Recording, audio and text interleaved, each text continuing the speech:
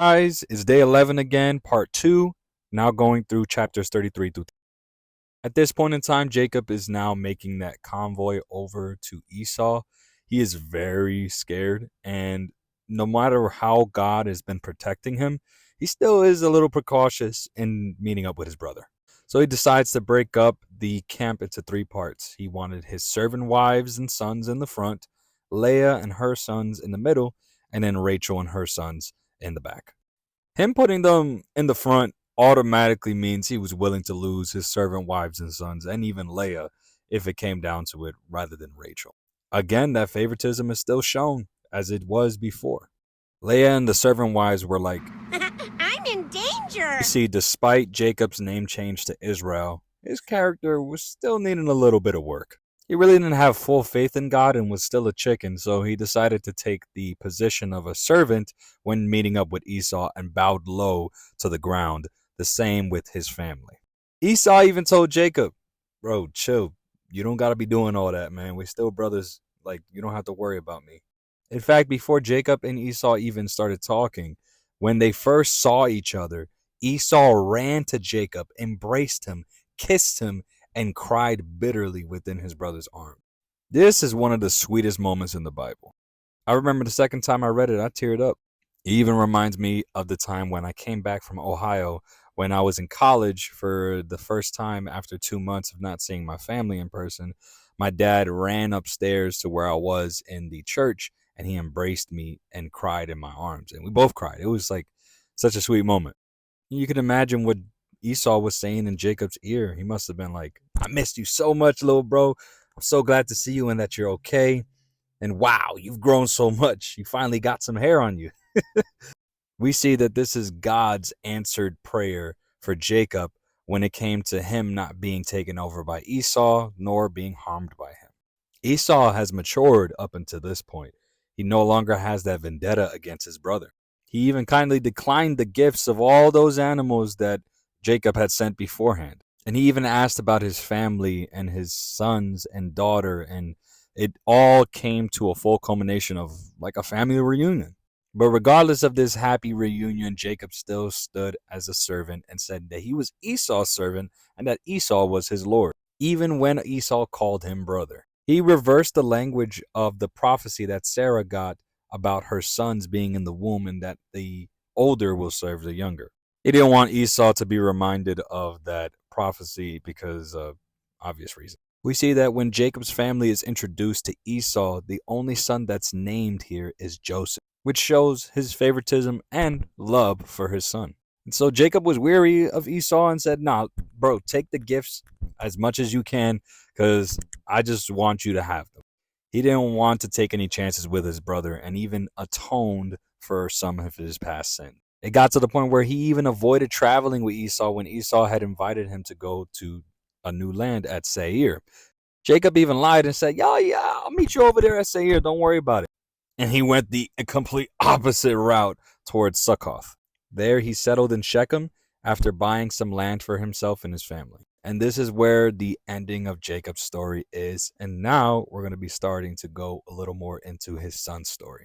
We see that Jacob creates an altar to God and names it El Elohe Israel, which means God, the God of Israel. He was proclaiming God is his God publicly to everyone around the area. This was him embracing his new name and remembering and also giving a remembrance to the inheritance of this new land that he would have. So now we're in chapter 34, and this is where stuff starts to get crazy. So buckle your seatbelts for real. No pun intended. This is where we see the beginning of Israel's enmity with the Canaanites. We see in this chapter, Dinah is going to meet up with some friends that she had made in the area.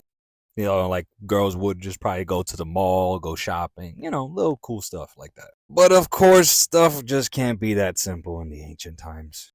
We see Shechem, the son of Havor, which Havor is pretty much like the mayor in this town. Shechem decides to essay Dinah. And it's even crazier because right after that happened, it says he fell in love with her and he tried to win her affection with tender words. Like, bro, why didn't you just start with that? What are you doing? This is when he was like to his father Hamor, get me this young girl. I want to marry her. Bro was bugging out.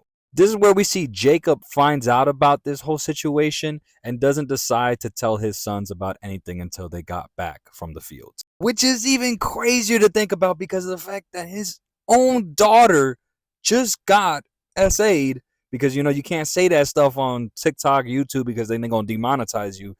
But literally this happened and Jacob was like, bro, did not care. No reaction, nothing at all.